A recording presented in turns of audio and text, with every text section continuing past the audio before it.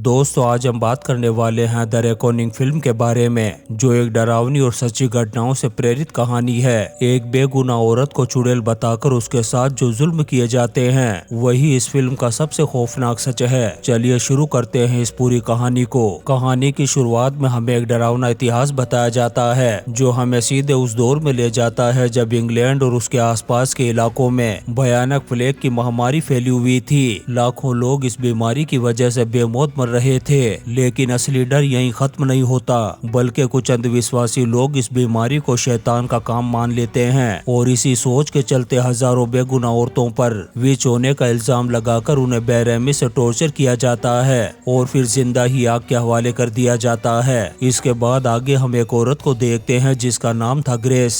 उसके चेहरे पर ऐसी खामोशी और दर्द था जिसे शब्दों में बयान करना मुश्किल ही नहीं बल्कि नामुमकिन था। उसके साथ उसकी छोटी बेटी भी थी जिसका नाम था एनी। इसके बाद जैसे ही वो एक तलवार लेकर के अपने घर से बाहर निकलती है, हमें उसके दुख की असली वजह पता चलती है। उसका पति जोसेफ फांसी लगा कर के अपनी जान दे चुका था। ग्रेस रोते हुए अपने पति की कब्र को खोद रही थी। यहाँ से कहानी हमें पास्ट में ले जाती है, ये समझाने के लिए कि आखिर इस सब की शुरुआत कैसे हुई थी। पास्ट में हम जोसेफ को ग्रेस और एनी के साथ खुशहाल जिंदगी जीते हुए देखते हैं। शहर में प्लेग फैला हुआ था, लेकिन जोसेफ का घर शहर से काफी दूर था। वो सिर्फ अनाज बेचने के लिए शहर जाया करता था। पैसे मिलने के बाद जोसेफ शराब पीने के लिए एक बार में जाता है, जहां उसकी मुलाकात उसके मकान मालिक हेनरी से होती है। लेकिन हेनरी के जाते ही जोसेफ एक बहुत बड़ी गलती कर देता है। वो देखता है कि उसने प्लेग से इन्फेक्टेड एक आदमी के शराब का झूठा गिलास पी लिया था। तभी उसकी आंखों के सामने वही आदमी तड़प तड़प करके मर जाता है। ये देख कर के जोसेफ के दिल में भी मौत का डर बैठ गया था।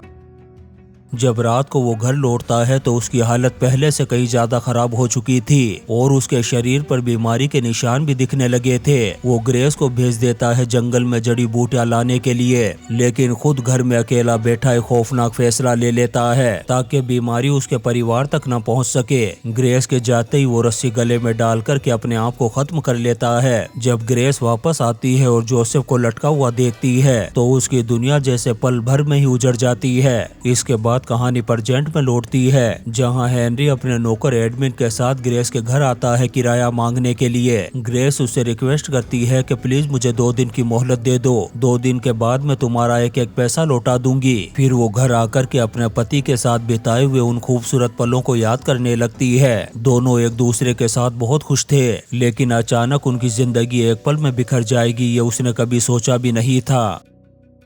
जैसे सुबह होती है वो अपनी बेटी को खुद से बांधती है और घोड़ा लेकर के निकल पड़ती है शहर की तरफ। रास्ते में उसकी मुलाकात उसकी दोस्त केट से होती है, जो अपने पति साइमन के साथ शहर से लौट रही थी। ग्रेस एनी को केट के पास छोड़ देती है ताकि वो सुरक्षित रहे। इसके बाद वो शहर पहुंचती है और बार के मालिक जॉन से मिलकर के उससे कुछ पैसे उधार मांगती है, लेकिन जॉन उसे पैसे देने से साफ साफ मना कर देता है कि वो इस बार उसकी मदद नहीं कर सकता। तभी वो ग्रेस को एक चौंकाने वाला सच बताता है और कहता है कि जोसेफ के शराब के गिलास को हेनरी ने जानबूझकर के बदल दिया था ताकि जोसेफ प्लेग से इन्फेक्टेड हो जाए। अब आखिर हेनरी ने ऐसा क्यों किया था? ये रात सबसे बड़ी मुसीबत बनकर के सामने आने वाला था। घर आकर के जब वह रात को सोती है तो उसे नींद नहीं आती, क्योंकि अगली सुबह हेनरी फिर से किराया मांगने के लिए आने वाला था। इसी बेचैनी के बीच जब वह बिस्तर से उठती है, तभी अचानक से उसके सामने उसके पति जोसेफ की आत्मा प्रकट होती है, जिसे देख कर के ग्रेस बुरी तरह से डर गई थी। पर जोसेफ की आत्मा उसे कहती है कि शादी की अंगूठी बेच दो।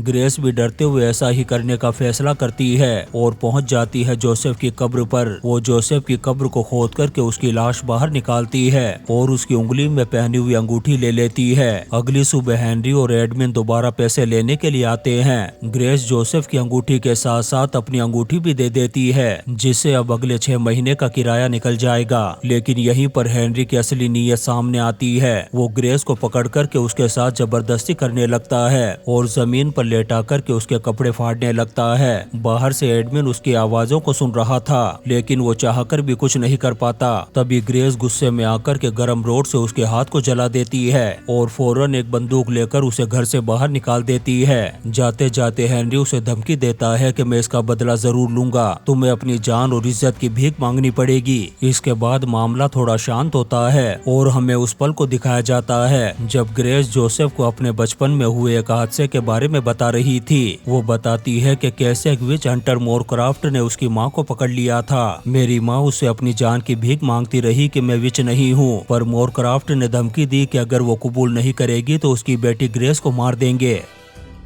अपनी बेटी को बचाने के लिए उसकी मां ने कबूल कर लिया और फिर सबके सामने उसकी मां को आग के हवाले कर दिया गया। अब कहानी प्रेजेंट में आती है और हम हेनरी को देखते हैं जो बार में जाकर के सबको ग्रेस के खिलाफ भड़का रहा था। वो लोगों से कहता है कि असल में ग्रेस एक विच है, क्योंकि जब उसके पति को प्लेग हुआ था तो उसे कुछ भी नहीं हुआ था, क्योंकि विच की बेटी विच ही होती है और उसके अंदर शैतानी ताकतें होती है। मैं जब किराया लेने के लिए उसके घर गया था तो उसने मुझ पर जानलेवा हमला कर दिया। ये सुनकर यहाँ मौजूद शराबियों को उसकी बातों पर यकीन हो जाता है, क्योंकि मेरी नाम की एक लड़की ग्रेस की दोस्त थी और उसे भी विच कहकर के पहले ही मौत के घाट उतार दिया गया था। भीड़ भड़क जाती है और सब विच हंटर के पास पहुँच जाते हैं। इधर घर में ग्रेस अपनी बेटी एनी को सुला रही थी और आसमान में भी बिजली कड़क रही थी। तभी अचानक से नकाब पहने दो विच हंटर घुस आते हैं उसके घर में। डर के मारे वो किसी तरह से ऊपर जाकर के छुप जाती है, लेकिन वो लोग उसके पूरे घर में आग लगा देते हैं। ग्रेस आग से बचकर के बाहर भागने लगती है, लेकिन तभी हेनरी और एडमिन उसे पकड़ लेते हैं और एनी को छीन लेते हैं। फिर ग्रेस को घसीटते हुए ले जाकर के बंद कर देते हैं एक जेल में। वहीं ग्रेस की दोस्त केट अपने पति से पूछती है कि उसने ग्रेस को पकड़ने में उन लोगों की मदद क्यों की, वो तो विच नहीं है। ये सुनकर के साइमन केट को एक चांटा मार देता है, क्योंकि वो जानता था कि अगर वो हेनरी के खिलाफ गया तो हेनरी उसका भी जीना हराम कर देगा। इधर जेल में ग्रेस की मुलाकात एक अनाथ लड़की से होती है जिसका नाम मार्था है। उसे खाना चुराने के आरोप में जेल में बंद कर दिया गया था। मार्था ग्रेस को बताती है कि अब वो लोग तुम्हें टॉर्चर करेंगे ताकि तुम अपने आप को विच मान लो, और जैसे ही तुम मान लोगी वो लोग तुम्हें मार डालेंगे। ये लोग दरिंदों से कम नहीं है। मुझे सिर्फ थोड़ा सा खाना चुराने के जुर्म में महीनों से कैद कर रखा है, पर तुम किसी भी हाल में हिम्मत मत हारना। अगली सुबह बीच बाजार में ग्रेस को एक पोल से बांध दिया जाता है। उस दौर में अगर कोई विच पकड़ी जाती तो पहले सबके सामने उससे कबूल करवाया जाता था कि वो एक विच है। अभी यहाँ पर ग्रेस की पीठ पर कोड़े बरसाए जाते हैं जिससे वो खून से लथपथ हो जाती है, लेकिन इतना दर्द सहने के बाद भी वो हिम्मत नहीं हारती और खड़ी रहती है। ये देखकर के वो लोग आज के लिए रुक जाते हैं और वहाँ से चले जाते हैं। उन लोगों के जाते ही हेनरी आता है ग्रेस के पास और उससे कहता है कि अगली सुबह तुम्हें टॉर्चर करने के लिए मोरक्राफ्ट आने वाला है। अगर तुमने मेरी बात मान ली होती तो आज तुम्हें ये दर्द नहीं सहना पड़ता। ग्रेस गुस्से में हेनरी से कहती है कि तू इंसान नहीं हैवान है और तेरी बात मानने से अच्छा मैं मरना पसंद करती हूँ। इसके बाद जब रात को एडमिन उसे पानी देने के लिए आता है तब ग्रेस उससे एनी को ढूंढने के लिए रिक्वेस्ट करती है। एडमिन एक अच्छा इंसान था, वो ग्रेस की बात मानकर एनी को ढूंढने के लिए निकल जाता है। उसके जाते ही जेल का माहौल और भी भारी हो जाता है। हेनरी मोरक्राफ्ट को लेकर के जेल के अंदर आता है। मोरक्राफ्ट ग्रेस की तरफ इशारा करते हुए हेनरी से कहता है कि कल इस औरत को ऐसा दर्द मिलेगा कि ये जिंदगी भर याद रखेगी। उनके जाने के बाद उसी रात ग्रेस को एक खौफनाक सपना आता है जिसमें वो एक शैतान को देखती है जो उसके पीछे आ रहा था। डर के मारे वो गॉड से मदद मांगती है। तभी उसकी माँ की आत्मा आ जाती है उसके सामने और कहती है कि खुद पर भरोसा रखना और याद रखना कि तुम कौन हो। जैसे ही सुबह होती है ग्रेस को मोरक्राफ्ट के सामने पेश किया जाता है। मोरक्राफ्ट उसके पास आकर के कहता है कि अगर तुम विच हो तो पहले ही बता दो, वरना मैं अपने तरीके से उगलवाना जानता हूँ। ग्रेस गुस्से में जवाब देती है कि तुझ जैसा हैवान चाहे कुछ भी कर ले, मुझे विच साबित नहीं कर सकता।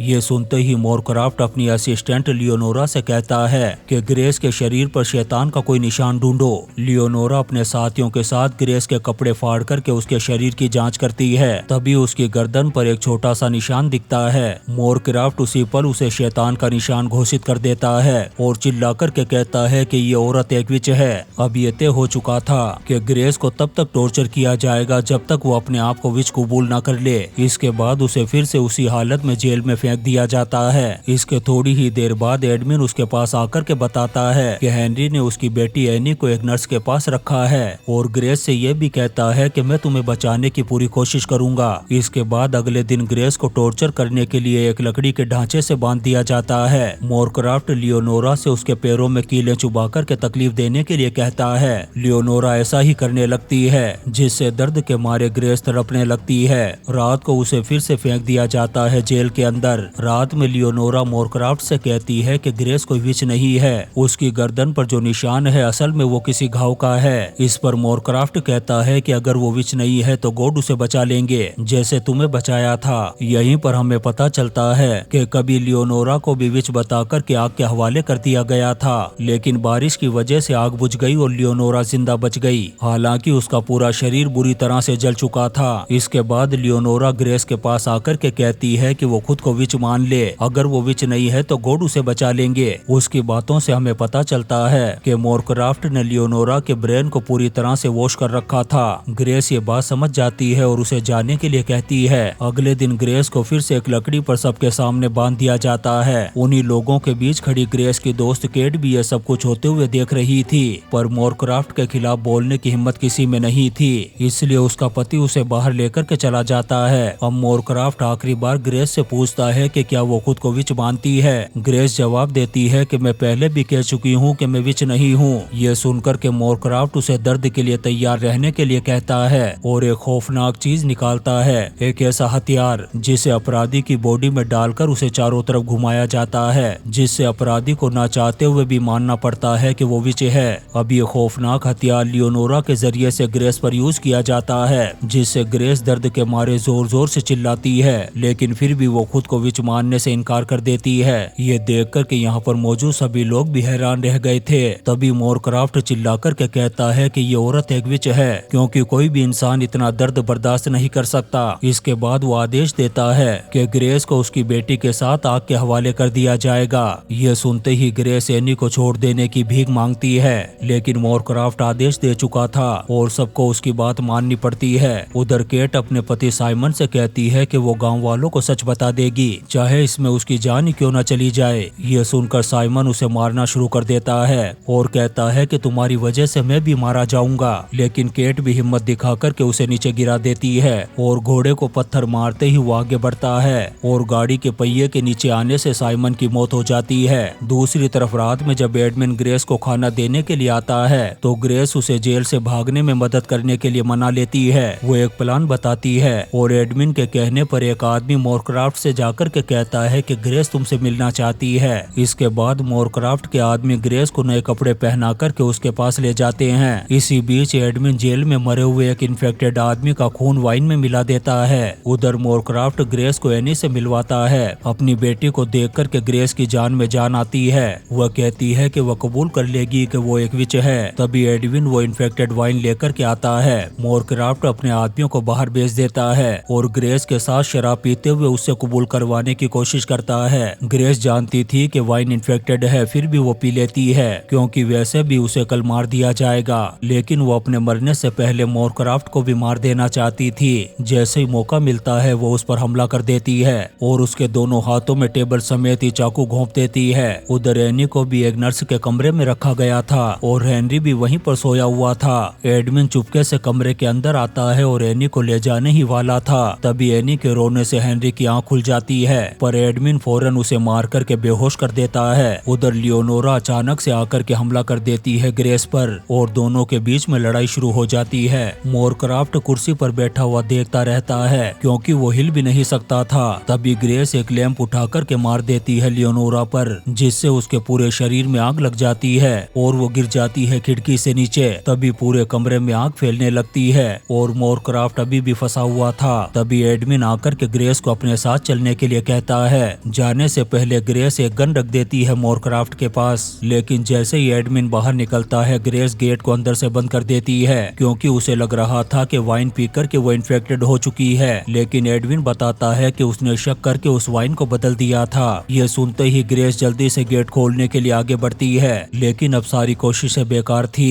तभी वो गार्ड को आता हुआ देखती जाती है और एडविन से कहती है कि एनी का ख्याल रखना, और अपनी बेटी को आखिरी बार देख कर के एडविन को यहाँ से भगा देती है। इसके बाद ग्रेस वापस जाती है अंदर। वो मार्था को निकालने के बाद बाकी कैदियों को भी आजाद कर देती है। तभी हेनरी आ जाता है और मार्था के साथ साथ ग्रेस को भी तलवार से मारने की कोशिश करता है, लेकिन ग्रेस उसकी तलवार लेकर के उसी का काम तमाम कर देती है। उधर मोरक्राफ्ट अपने एक हाथ को छुड़ा लेता है और गन उठा करके खुद को शूट करने की कोशिश करता है, लेकिन गन में गोली ही नहीं थी और अगले ही पल आग उस तक पहुंच जाती है और वो मारा जाता है। आखिर में हम ग्रेस को देखते हैं जिसे जोसेफ की आत्मा एक कुएं के जरिए से रास्ता दिखाती है और ग्रेस फौरन उस कुएं में जाकर के कूद जाती है। उधर एडमिन एनी को लेकर के केट के पास पहुंच गया था और उससे कहता है कि मैं ग्रेस को बचा नहीं पाया और अब एनी की जिम्मेदारी तुम्हें उठानी होगी। केट कहती है कि हमें जल्दी से यहाँ से निकलना होगा। इसके बाद दोनों घोड़ा गाड़ी लेकर के यहाँ से बहुत दूर निकल जाते हैं। आखिरी सीन में हम ग्रेस को देखते हैं जो हाथ में तलवार लिए सही सलामत एक नदी से बाहर निकल रही थी और इसी सीन के साथ ये शानदार मूवी द रेकॉनिंग खत्म हो जाती है। दोस्तों, हम आपके लिए ऐसी ही इंटरेस्टिंग मूवीज एक्सप्लेन करते रहेंगे, तो आप चैनल को सब्सक्राइब जरूर करें और लाइक और कमेंट्स भी करें। Thank you.